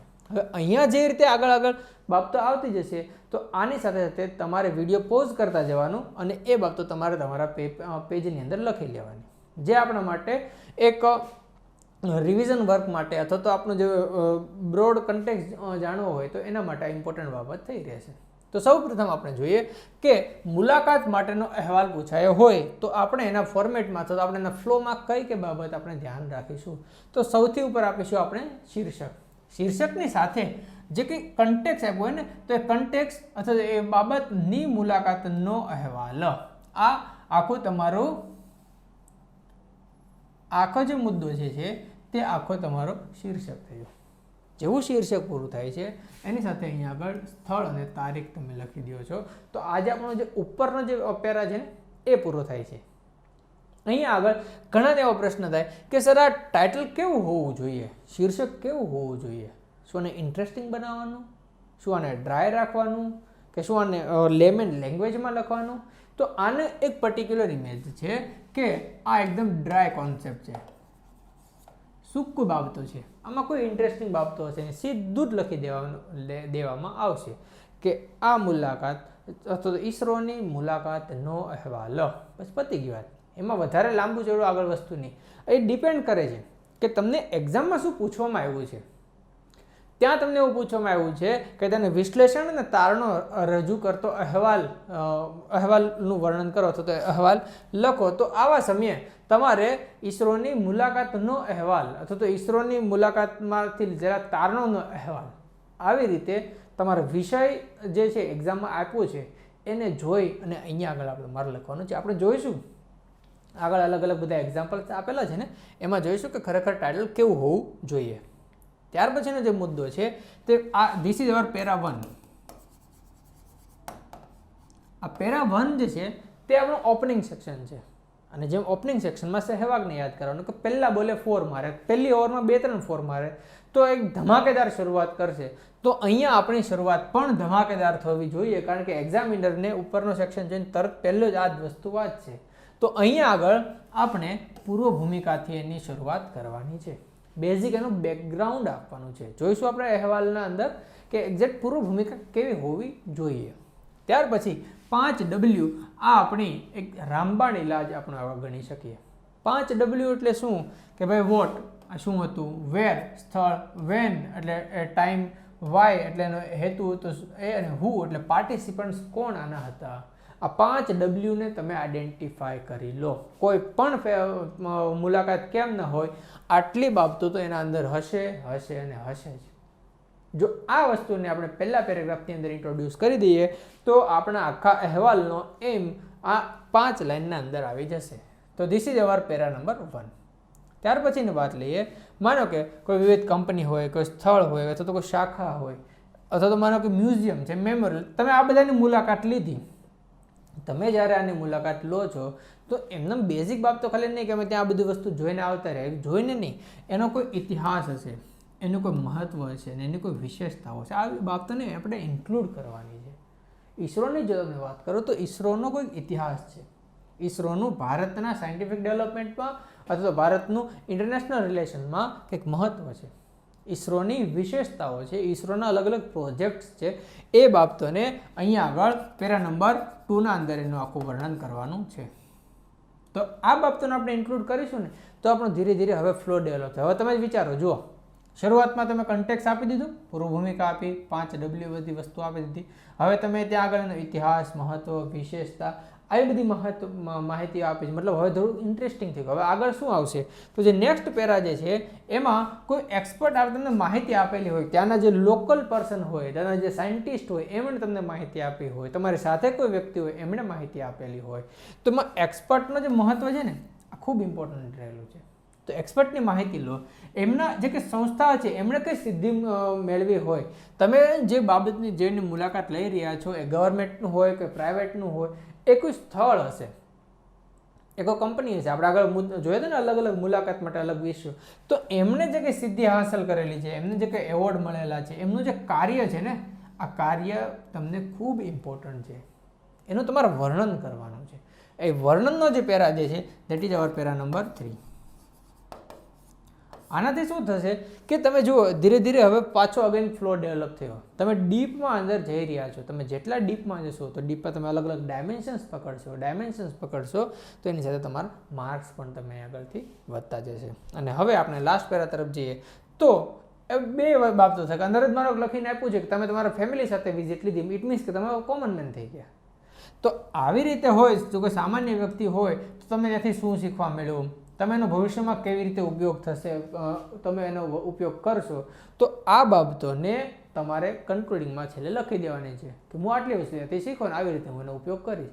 બટ જો તમે એક ઓફિસર તરીકે જતા હોય તો ઓબ્વિયસ વસ્તુ છે કે તમારે એમાંથી તારણો કાઢવા પડે, કન્ક્લુડિંગ રિમાર્ક્સ કાઢવા પડે કે આટલી વસ્તુ ઉપર જે મેઇન ફોકસ હતું તે દોરવામાં આવ્યું હતું. એના તમે પુરાવાઓ આપવા પડે કે આટલા અલગ કાર્યક્રમો થયા છે, ત્યાં FDI આટલી વસ્તુ આવી છે, ગવર્મેન્ટનો કોઈ કાર્યક્રમ છે, તો હવે એ ઈસરો કેવી રીતે મદદરૂપ થઈ શકે, એ હાલમાં કયા પ્રોજેક્ટ કર્યા છે અને એ પ્રોજેક્ટ આપણા કામમાં કેવી રીતે ઉપયોગી થઈ શકે, તો એને આપણે આમાં ઇન્ક્લુડ કરવાની છે.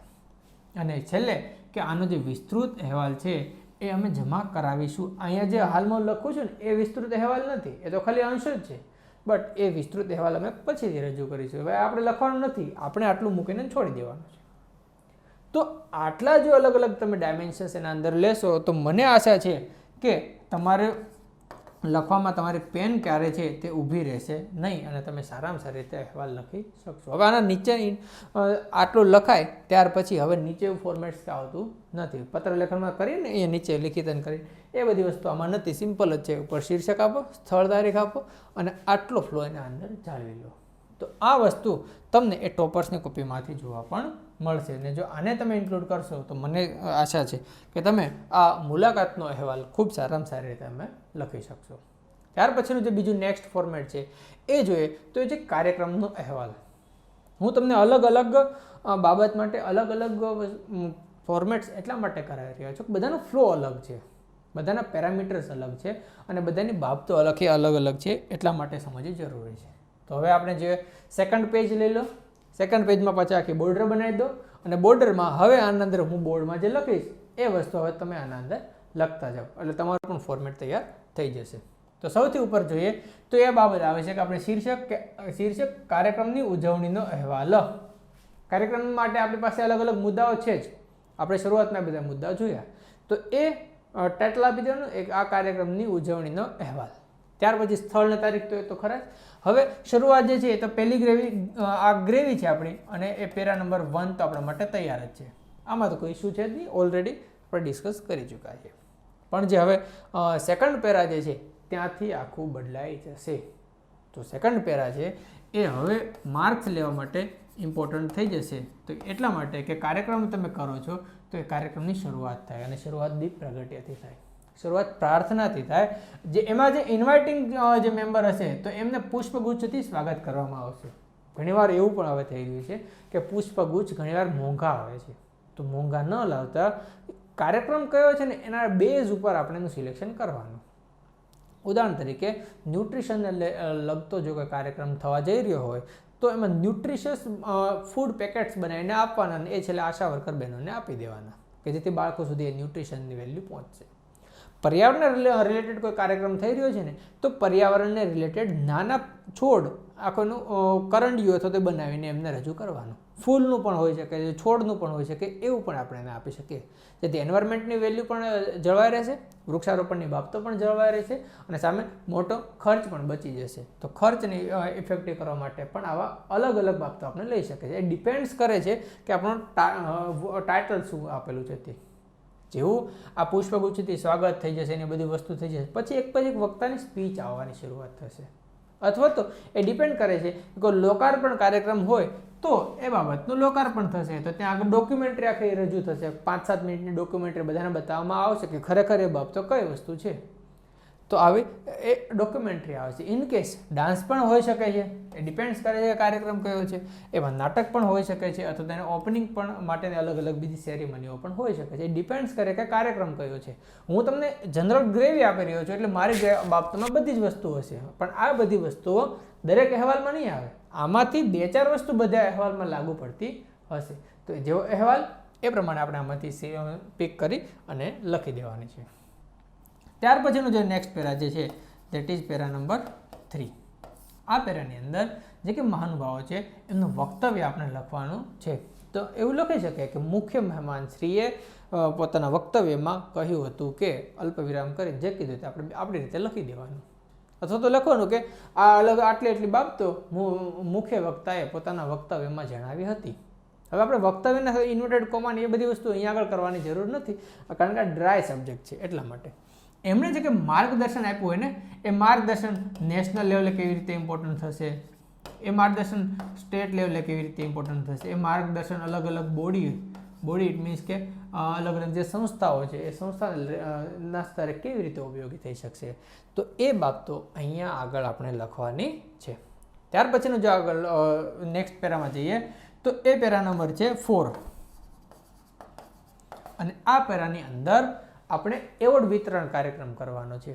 જે સ્પર્ધકો હતા એમને બી આપી શકીએ છીએ, અથવા જેને સારી કામગીરી કરી હોય ને એમને બિરદાવવા માટે પણ આપી શકીએ છીએ. તો આવો એવોર્ડ વિતરણ કાર્યક્રમ હોય તો સન્માન સમારંભ હોય તો એ જે કાર્યક્રમ જે બાબત કરવામાં આવ્યું ને એમના અબક કરીને 1-2 નામ લખવા. નામ એટલે પર્ટિક્યુલર એક વ્યક્તિનું નહીં, પણ અબક in the sense general M એવી રીતે લખી દેવાનું. એવોર્ડ વિતરણ કાર્યક્રમ હતો, એવોર્ડમાં આ શિલ્ડ આપવામાં આવી હતી, મોમેન્ટો આપવામાં આવી હતી, સર્ટિફિકેટ્સ આપવામાં આવી હતી, કેશ પણ બાબતો કેશ પણ આપવામાં આવેલા હોય, કેશ અથવા તો ચેકથી પણ આપવામાં આવેલા હોય, વસ્તુ પણ આપે, ગમે તે હોઈ શકે છે.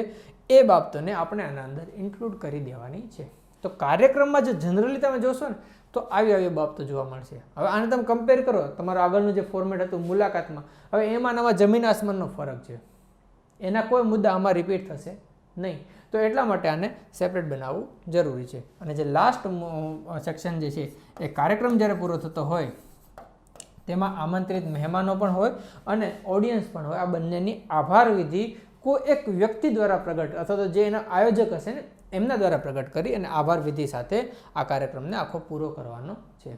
તો હવે તમે જુઓ કે આનો આખો ફોર્મેટ અથવા તો ફ્લો જે છે તે આખો અલગ આવી રહ્યો છે. તો આ ફોર્મેટને ફટાફટ લખી લો અને આ આખું પેજ આખું તૈયાર કરી લો. અને બીજી મેં તમને જે બાબતો સાથે સમજાવી તે તમારા શબ્દોમાં એને વસ્તુ બધી લખી લો. હવે આપણે જે છે તેના પછીનું આનું જ પણ નેક્સ્ટ ફોર્મેટમાં આપણે આગળ વધીશું. તો એ થર્ડ છે એ છે કે અકસ્માતનો અહેવાલ. તો અકસ્માત થઈ હોય તો હવે એમાં આપણી સિક્વન્સ ઇમ્પોર્ટન્ટ થશે, એમાં રાહતના કાર્યો ઇમ્પોર્ટન્ટ થશે અને એ બધી વસ્તુ આપણે જોવાની છે. તો થર્ડ પેજ લઈ લો બોર્ડર બનાવી દો. બોર્ડરની અંદર આપણે હવે એક વચ્ચે લખવાનું ચાલુ કરીશું અને સૌથી પહેલાં આપણે શીર્ષક આપીશું કે આ સ્થળ પર થયેલા અકસ્માતનો અહેવાલ, કામ પૂરું, એનું સ્થળ અને એની તારીખ. ત્યાર પછીનું જે છે તે સૌથી પહેલાં આપણે આવશે પૂર્વ ભૂમિકા, અને એ તો ખરું જ કે અકસ્માત પહેલાં શું હતું. ખ્યાલ આવ્યો? અકસ્માત પહેલાં શું છે તો ખબર પડશે ને કે અકસ્માતમાં કઈ વસ્તુ ડેમેજ થઈ. એટલે અહીંયા આગળ આખું વર્ણન નથી કરવાનું કે બસ આવી રીતે હતી, એમાં 50 પેસેન્જરો હતા અને બસ આમ જઈ રહી હતી. એટલું બધું બહુ ડીપમાં નહીં, એકદમ સામાન્ય વર્ણન કરવાનું છે. જોઈશું આપણે અકસ્માતના અહેવાલમાં. તો આ બને છે આપણો પેરા નંબર 1. અહીંયા આપણે 5W તો ખરા જ કે શું થયું હતું, ક્યાં થયું હતું, ક્યારે થયું હતું, એમનું પ્રાથમિક કારણો શું હતા, એમાં ઇન્જરી કઈ થઈ તો કોને એમાં એનો ભોગ બન્યું, આવી બધી બાબતોને શરૂઆતના આપણા પહેલા પેરેગ્રાફમાં આપણે ઇન્ક્લુડ કરી દેવાની છે. ત્યાર પછીનો જે પેરા છે આ બહુ ઇમ્પોર્ટન્ટ છે. This is our para number 2. કેમ કે એ અકસ્માત થયા પછીની સ્થિતિની રજૂઆત કરે છે. અકસ્માત થયા પછી સૌ પ્રથમ કાર્ય તે રાહત કાર્ય ચાલુ થશે અને રાહત કાર્યક્રમમાં સૌથી પહેલાં સ્થાનિક લોકો આવશે. અવાજ સાંભળશે ને બધા, ધડાકો સાંભળશે.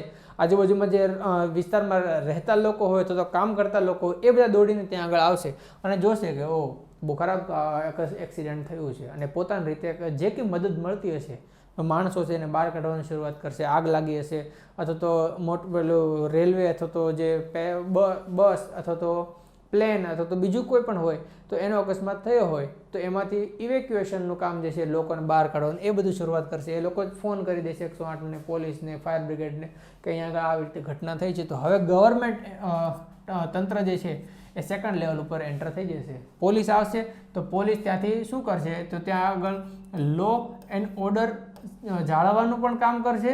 આની સાથે સાથે જે રાહત કાર્ય છે ને લોકોને બચાવવાનું પણ બધી બાબતો કામ ચાલુ કરી દેશે. ડૉક્ટર છે તે ડૉક્ટર પ્રાથમિક સારવારનું કામ શરૂઆત કરી દેશે. ઓક્સિજનના સિલિન્ડર છે, પાટાપેન્ડી છે, બેઝિક ઇન્જેક્શન આપવાના છે તો પ્રાથમિક સારવારનું ત્યાં આગળ કામ કરી દેશે. ફાયર બ્રિગેડ આવેલો છે તો એ પણ સેમ આ રાહતના કામમાં એમની સાથે જોડાઈ જશે. અને આના સિવાય અન્ય તંત્ર એટલે કે એડમિનિસ્ટ્રેટિવ તંત્ર, મામલતદાર પણ આવી શકે છે, કલેક્ટરશ્રી પણ આવી શકે છે, જો શહેરો મ્યુનિસિપાલિટી એરિયા હોય તો મ્યુનિસિપલ કમિશનર પણ આવી શકે છે, નગરપાલિકા હોય તો નગરપાલિકાના ચીફ ઓફિસર પણ આવી શકે છે.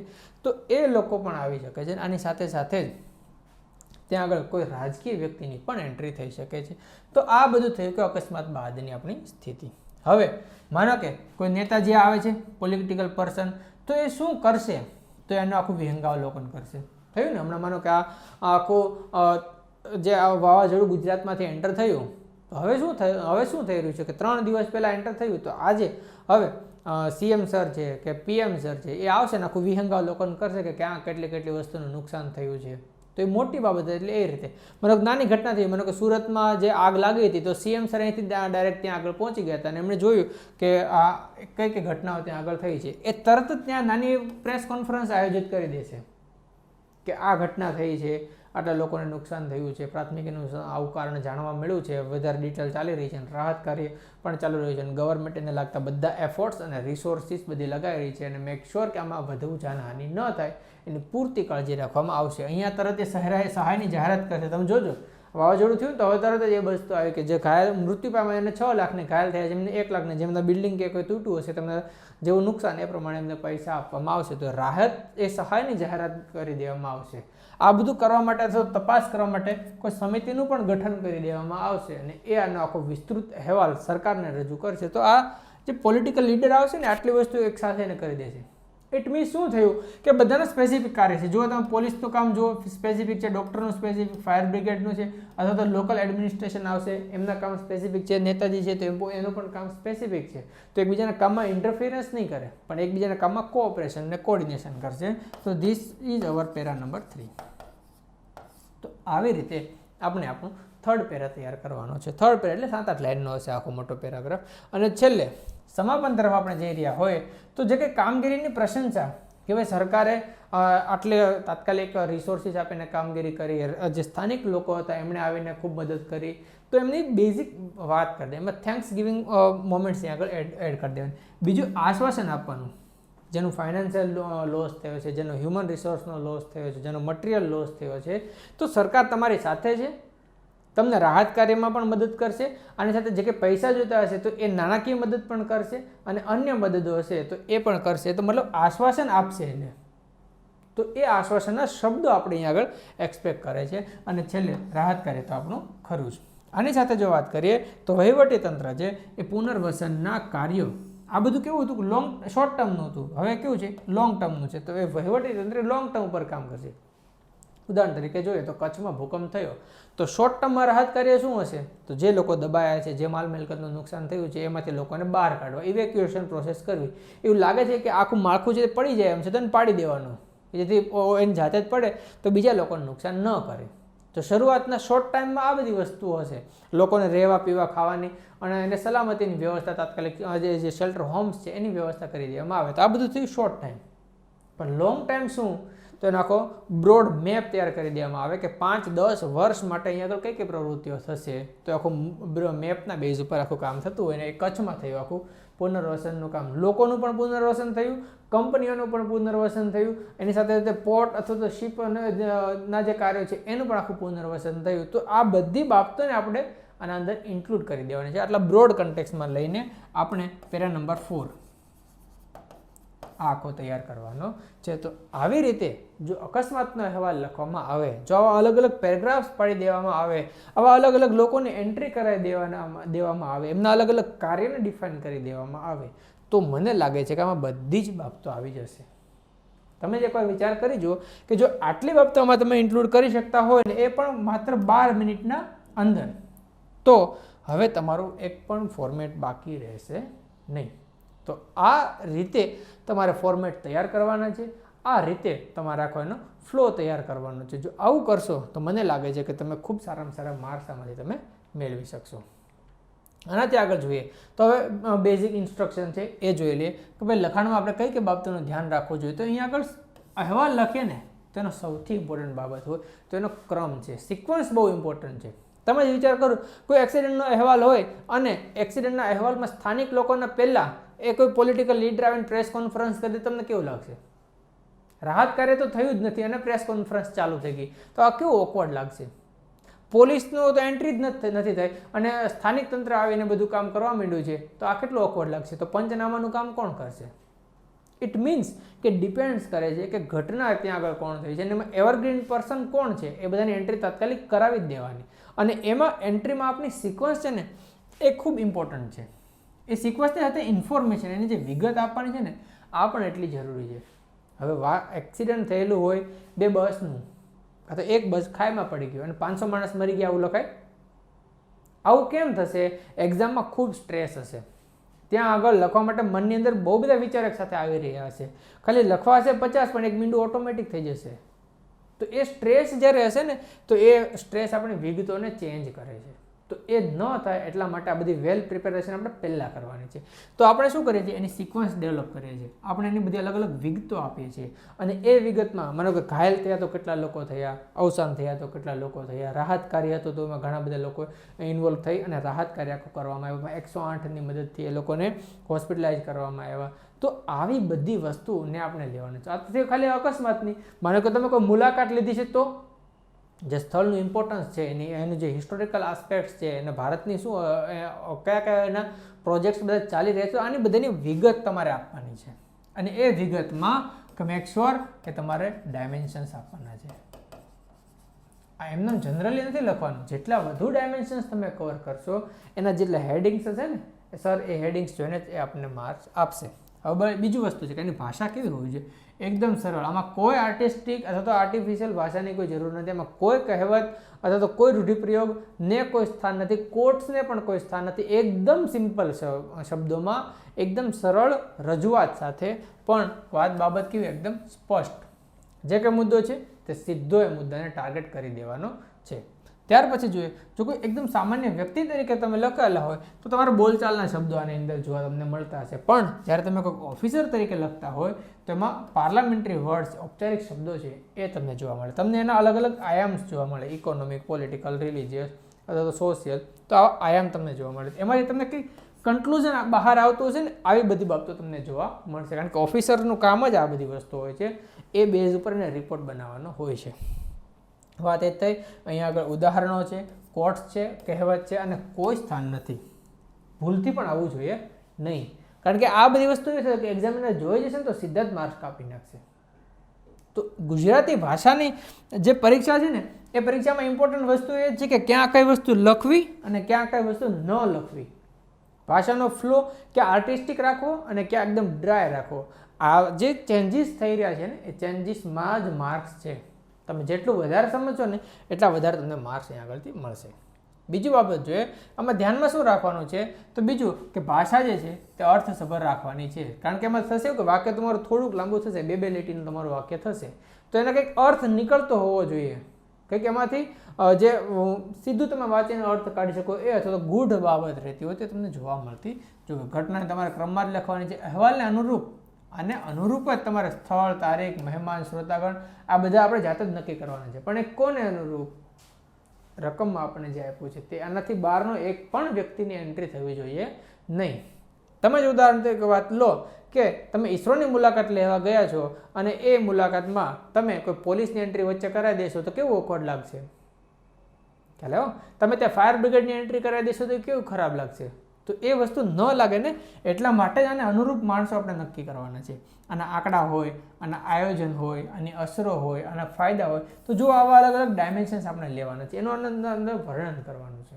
કારણ કે શું છે કે જ્યારે તમે આંકડા આપો છો ને, જ્યારે તમે માહિતી આપો છો ને ત્યારે સ્પેસિફિક બની જતી હોય છે. અને સ્પેસિફિક બને ને ઇટ મીન્સ કે આમાંથી ઇન્ટરેસ્ટિંગ બાબત આપણા માટે બનશે. તો આપણા માટે બને તો એક્ઝામિનર માટે પણ બને અને એ આપણા માર્ક્સ પર પણ જોવા મળે.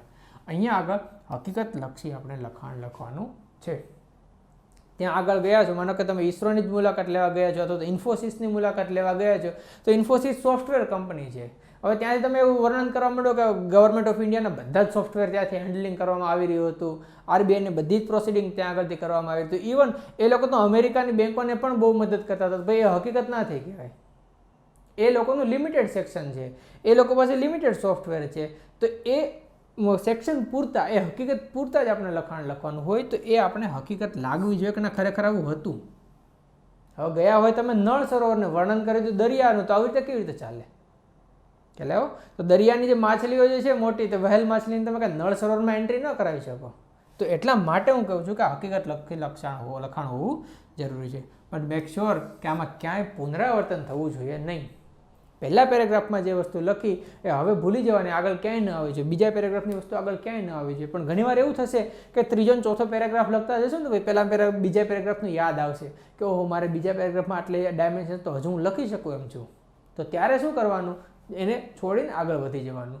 એ ત્યાં પુનરાવર્તન કરવા જવાને કોઈ સ્થાન અહીં આગળ છે નહીં. એ શબ્દોમાં પણ પુનરાવર્તન ન થવું જોઈએ, એ ફ્લોમાં પણ પુનરાવર્તન ન જવું જોઈએ, ડાયમેન્શન્સમાં ન થવું જોઈએ, ક્યાંય પણ નહીં. પુનરાવર્તનને અહીં આગળ સ્થાન નથી. બીજું કે આ છે ને તે આખું ફકરા સ્વરૂપમાં જ લખવાનું છે. બની શકે એક વચ્ચે એક અહેવાલ એવો પણ આવશે કે એ અહેવાલ લખતા વચ્ચે આપણે તારણો આપવાના થશે. આવું ક્યારે થશે? ગવર્મેન્ટ ઓફિસર્સની પાસે પૂછવામાં આવ્યું છે કે આ બાબતની તમે મુલાકાત લો ને તારણો કાઢી અને અમને આપો. આવું પૂછવામાં આવ્યું ને સ્પેસિફિક, તો આપણે લખી શકીએ છીએ. અધરવાઇઝ તો આપણે ફકરામાં જ લખવાનું છે. ફકરો સિવાય બીજી કોઈ બાબત અહીંયા લખવાની નથી. અને બીજું કે રાજકીય પક્ષના નેતાના નામ લખવાના નથી. ખાસ ધ્યાન રાખવાનું છે કે કોઈના નામ આપણે અંદર આવવા જોઈએ નહીં. ઓકે, તો જો આટલી ડિપ્લોમેટિક લેંગ્વેજ રાખીને લખવામાં આવે, જો આટલી મુદ્દાઓને ધ્યાનમાં રાખીને લખવામાં આવે, તો મને લાગે છે કે ચોક્કસ એક સારામાં સારો અહેવાલ લેખન તમે કરી શકો છો. તો હવે આપણે એક પછી એક ઉદાહરણ સાથે જોઈશું કે અહેવાલ લેખનમાં કેવું પૂછવામાં આવે છે, કેવું આપણે લખવું જોઈએ, અને એક્ઝેક્ટ કે ટોપર્સને આન્સર કોપી પણ જોઈશું કે એ લોકો પણ એની એક્ઝામમાં કેવી રીતે લખે છે અને મેક્સિમમ માર્ક્સ મેળવે છે. તો આપણે હવે એને એક પછી એકની શરૂઆત કરીશું કે ખરેખર અહેવાલ લેખન પ્રેક્ટિકલી કેવું હોવું જોઈએ. તો આપણે હવે એની શરૂઆત કરીશું.